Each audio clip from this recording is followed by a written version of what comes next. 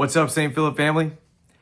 Next Sunday, September 7th, all of heaven and earth will rejoice in a great celebration as Pope Leo canonizes Blessed Pier Giorgio Frassati and Blessed Carlo Acutis.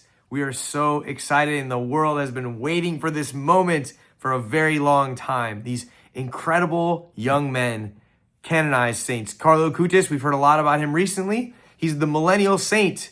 So died at 15 years old, but he was in the millennial generation, played video games, played soccer, had friends, did things, Pokemon, Mario Kart, made a website, and he organized all the miracles, Eucharistic miracles all around the world, cataloged them, and made it in this website that we can still access today, the Eucharistic miracles. An amazing, amazing young man, and we're so excited for him. Holy, holy, holy, holy young man. And then Pier Giorgio. See, those of us who've been in the business for a long time, we've been waiting for Pier Giorgio forever. Oh my goodness, I've been waiting for this man to be a saint, and now he finally is. Finally. And you know what's so cool about these two saints, Pier Giorgio and Carlo Acutis, is that they're ordinary. They're ordinary. They were never married. They were not priests. They're not brothers. They weren't politicians or kings or anything. They were young. 15 years old and 24. Pier Giorgio died at 24 years old. They were ordinary, and they lived an ordinary life. They're so relatable. Pier Giorgio, we have pictures of him on top of a mountain. He just climbed a mountain. He's got a pipe in his mouth. He's just got this great pose. We see him at a party being a complete goon. He's got a paper hat on, it's so funny. He's with his friends. He's taking these poses. He's a real stud. That's for sure. He was definitely the life of the party, center of attention, everything. But an ordinary guy, and Carlo Acutis same way, right? The video games are so funny, right? He loved video games. He loved to play with his friends. We have videos of him. He took videos of his cat and his dog and stuff. He was just a regular boy. And that makes them very relatable. And that teaches us that holiness, sanctity, being a saint is not just for the priests, the bishops, the religious, the nuns, the sisters, the missionaries. It's for you and for me. I'm a priest, but me too. I'm an ordinary priest. But it's for everyone that you can have an ordinary life, truly ordinary life, and you can be a saint. You can be holy. It's for you, and they prove it to us. And now the mountain climbing and the video games are awesome and relatable. They show us the goodness of these things, right? These are good when they're ordered correctly in virtue. But that's not quite why they were saints. These men were saints for two very special reasons. First, they both had an intense love for Jesus in the Eucharist. Both of them had an intense love for Jesus in the Eucharist. They loved Jesus. So in love with Jesus. That you can play video games and love Jesus. You can climb mountains and love Jesus. That they don't go against each other. You don't need to be in a monastery praying all day to love Jesus. You can live an ordinary life, but love Jesus with all your heart. So they had that. And I think the ultimate secret of their sanctity, they had an intense love for the poor, which probably comes from their love for Jesus in the Eucharist. When they see Jesus in the Eucharist, they see Jesus in the poor. They had an intense love for the poor. And that's what I want to focus on right now. Their love for the poor.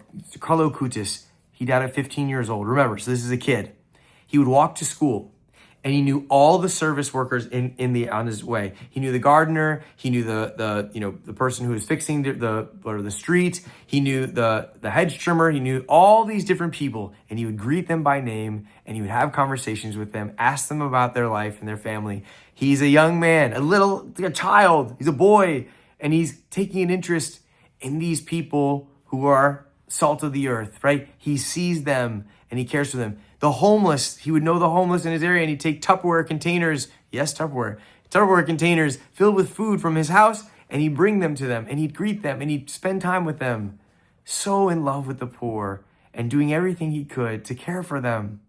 Not because they were charity works, not because he was getting service hours for his high school, not because for any other reason other than he saw in them Jesus and his brother and his sister, his friend. He saw his friend in them. And so he wanted to take care of his friend, and he wanted to check in with his friend. That's what he saw. Not as someone, he wasn't descending to them. Oh, let me give you from all of my wonderful things.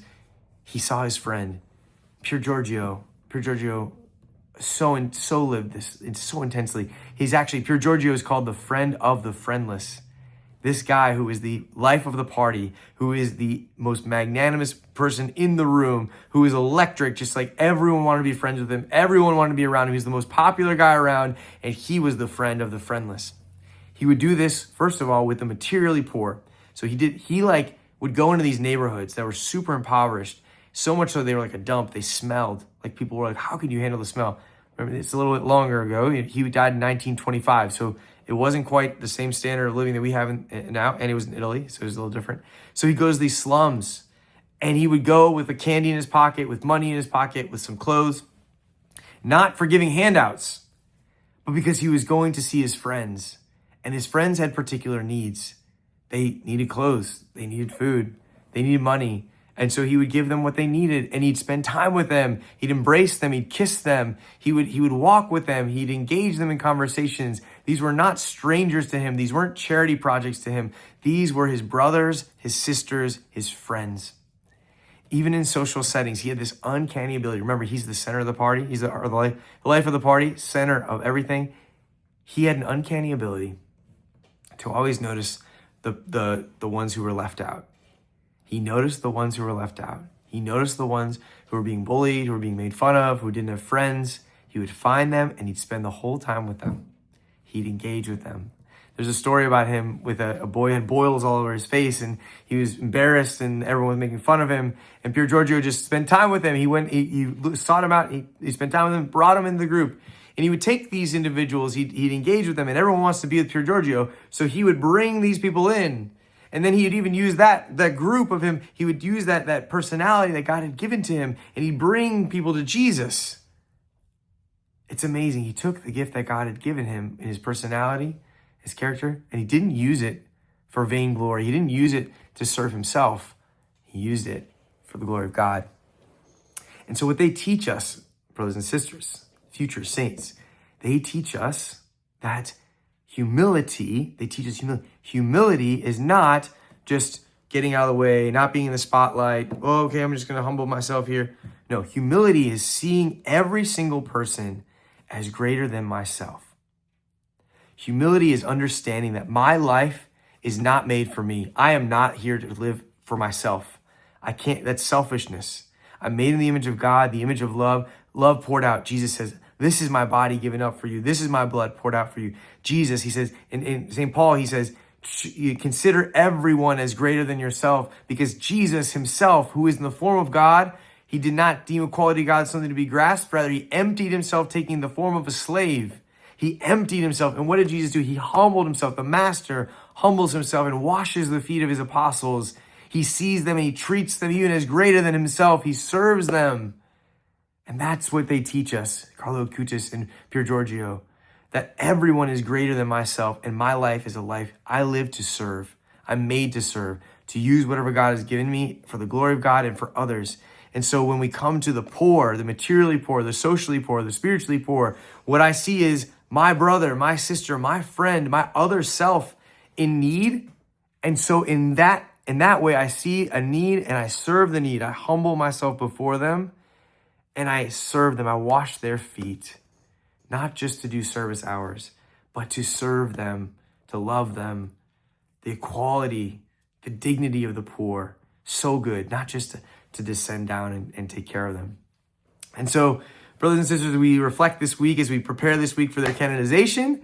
We got to ask ourselves that question. Am I living for myself? Do I have that humility to see every other person as greater than myself, or do I fall into judgment? Do I judge people because of what they believe, because because of what they have, their money, their intelligence, because they are criminals? Maybe I say like they're less than me because they're criminals, because they're a different nationality, because they have different residency. We're in that right now. All these things.